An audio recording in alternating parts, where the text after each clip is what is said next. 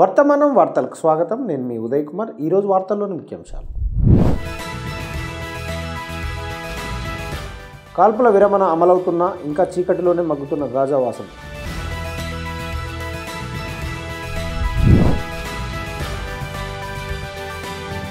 ఢిల్లీ పేలుడు ఘటనలో వెలుగులోకి వచ్చిన సీసీటీవీ ఫుటేజ్ దృశ్యాలు.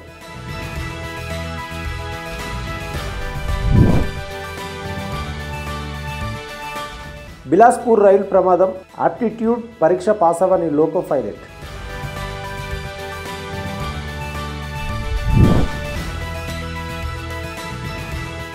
జూబ్లీహిల్స్లో కాంగ్రెస్ గెలుస్తుందని అంచనా వేసిన ఎగ్జిట్ పోల్స్.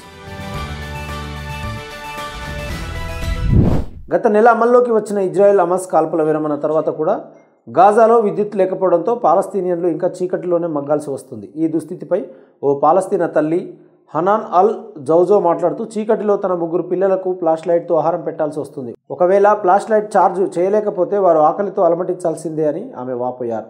సూర్యుడు అస్తమించాక అంటే మగ్రిబ్ తర్వాత మాకంతా చీకటే. టార్చ్ వెలుగు అందుబాటులో ఉంటే మేము దానిని వెలిగిస్తాము, లేకపోతే మేము రాత్రంతా చీకట్లోనే నిద్రపోతాం.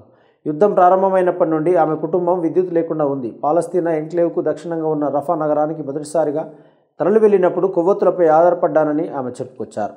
చివరికి వారు తమ గుడారంలో అగ్ని ప్రమాదం సంభవిస్తుందనే భయంతో దాన్ని కూడా వెలిగించడం మానేశారు. మేము ఒక సాధారణ ఎల్ఈడి లైట్ని ఉపయోగించాం, కానీ అది పగిలిపోయింది. దాన్ని సరిచేయడానికి మా దగ్గర డబ్బు లేదు. మేము బ్యాటరీని పొందడానికి ప్రయత్నించాము, కానీ అది ఖరీదైనది, అందుబాటులో లేదు అని ఆల్ జౌజో అన్నారు.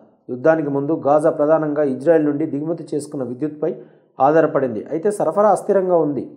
ఇది ఇజ్రాయెల్ నుండి 120 మెగావాట్లను అందుకుంది. అయితే ఎంక్లేవ్లోని ఏకైక విద్యుత్ ప్లాంట్ మరో 60 మెగావాట్లను సరఫరా చేసిందని గాజా అధికారులు తెలిపారు. 2023 అక్టోబర్ 7న తర్వాత హమాస్ దక్షిణ ఇజ్రాయెల్పై దాడి చేశాక గాజాను ఇజ్రాయెల్ పూర్తిగా దిగ్బంధించింది. విద్యుత్ కేంద్రంలోని కొన్ని రోజులకే ఇంధనం అయిపోయాక గాజాలోని విద్యుత్తు నిలిచిపోయింది.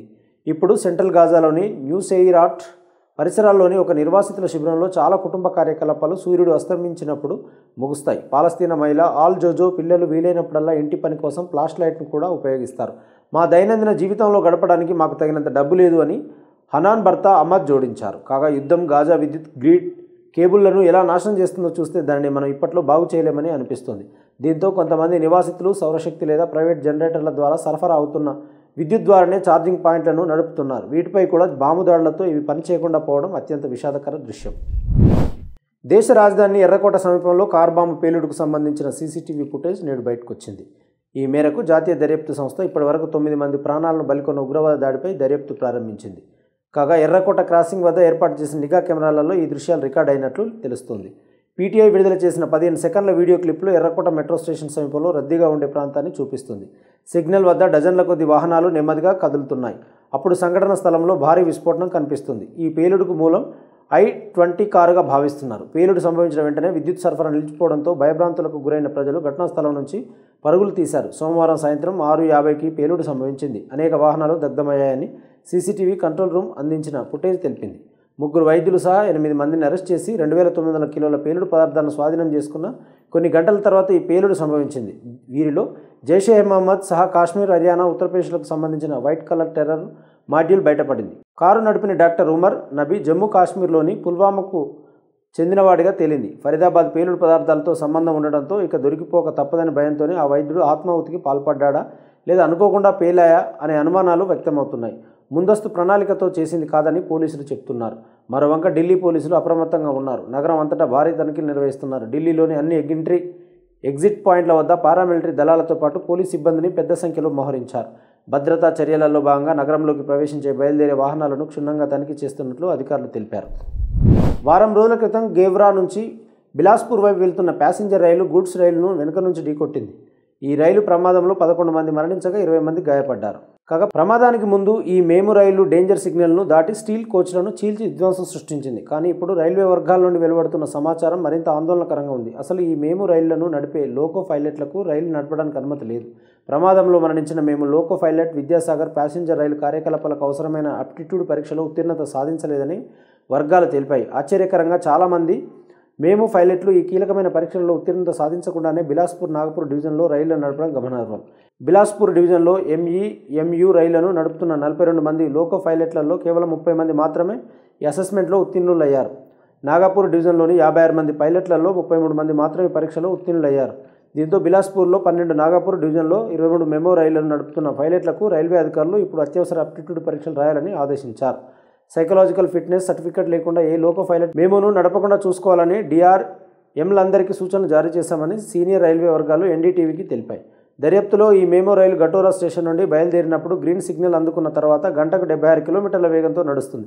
అప్పుడు వేగాన్ని తగ్గించమని హెచ్చరికలు జారీ అయ్యాయి. అయినా రైలు అధిక వేగంతో కొనసాగింది. కొన్ని క్షణాల తర్వాత ఎరుపు రంగు ప్రమాద సంకేతాన్ని ఎదుర్కొంది. దాన్ని పాటించడంలో విఫలమైంది. అదే ట్రాక్పై నిలబడి ఉన్న గూడ్స్ రైలును ఢీకొట్టినప్పుడు 50 కిలోమీటర్ల వేగంతో ఉంది. ఈ ప్రమాదం చాలా తీవ్రంగా ఉండడంతో మెమో రైలు ముందున్న కోచ్లు, సరుకు రవాణా వ్యాగన్లపైకి ఎక్కాయి. ఈ ఘోర ప్రమాదానికి మానవ తప్పిదం, అనుభవరాహిత్యం ప్రధాన పాత్ర పోషించాయని అధికారులు భావిస్తున్నారు. 1 నెల క్రితం ప్యాసింజర్ రైళ్లను నడిపేందుకు పదోన్నతి పొందిన లోకో పైలట్ విద్యాసాగర్ పక్కనే ఉన్న ట్రాక్ నుండి వచ్చిన సిగ్నల్ను తప్పుగా భావించి ఉండవచ్చు. ఇది ప్రాణాల మీదకు వచ్చింది. ఈ ఘటనలో విద్యాసాగర్ అక్కడికక్కడే మరణించగా అసిస్టెంట్ లోకో పైలట్ రష్మిరాజ్ తీవ్ర గాయాల పాలై ప్రాణాలతో పోరాడుతుంది. కాగా ఈ దుర్ఘటనకు సంబంధించి commissioner of railway safety Brijesh Kumar Mishra నేతృత్వంలోని 5 సభ్యుల దర్యాప్తు బృందం రైల్వే బోర్డుకు తన ప్రాథమిక నివేదికను సమర్పించింది.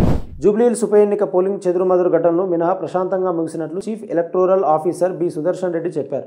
ఈ ఉప ఎన్నికల్లో 48.49% పోలింగ్ నమోదైనట్లు ఎన్నికల సంఘం పేర్కొంది.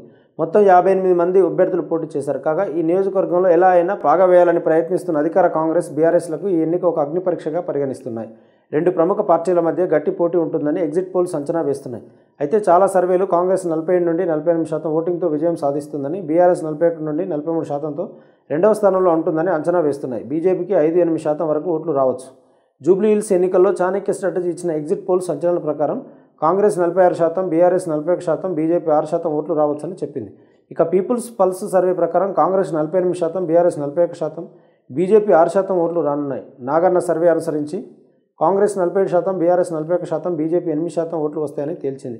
HMR సర్వే ప్రకారం కాంగ్రెస్కు 48.3%, బీఆర్ఎస్కు 43.18%, బీజేపీకి 5.84% ఓట్లు లభించే అవకాశం ఉందని పేర్కొంది. కాగా ఈ సంవత్సరం జూన్లో BRS sitting MLA Maganti Gopinath మరణంతో ఈ స్థానం ఖాళీ అయింది. గులాబీ పార్టీ మాగంటి గోపీనాథ్ భార్య సునీతా గోపీనాథ్ను పోటీకి దింపగా నవీన్ యాదవ్ కాంగ్రెస్కు ప్రాతినిధ్యం వహించారు. బీజేపీ తరఫున దీపక్ రెడ్డి పోటీ చేశారు. AIMIM కాంగ్రెస్కు మద్దతు ఇస్తామని ప్రకటించింది. భారత ఎన్నికల సంఘం ప్రకారం జూబ్లీహిల్స్ నియోజకవర్గంలో 4 లక్షలకు పైగా ఓటర్లు ఉన్నారు. వీరిలో ఎక్కువ శాతం ముస్లింలు ఉన్నారు. కాగా ఓట్ల లెక్కింపు 14న జరగనుంది. వాస్తవ వార్తలకు ప్రమాణం టీవీ వర్తమానం. ఈ వార్తలు ఇంతటితో సమాప్తం. మరిన్ని విశేషాలతో మళ్ళీ కలుద్దాం. నమస్కారం. సబ్స్క్రైబ్ చేయండి, షేర్ చేయండి, కామెంట్ చేయండి. వర్తమానాన్ని ప్రజల్లోకి తీసుకెళ్ళండి. ధన్యవాదాలు. Thank you.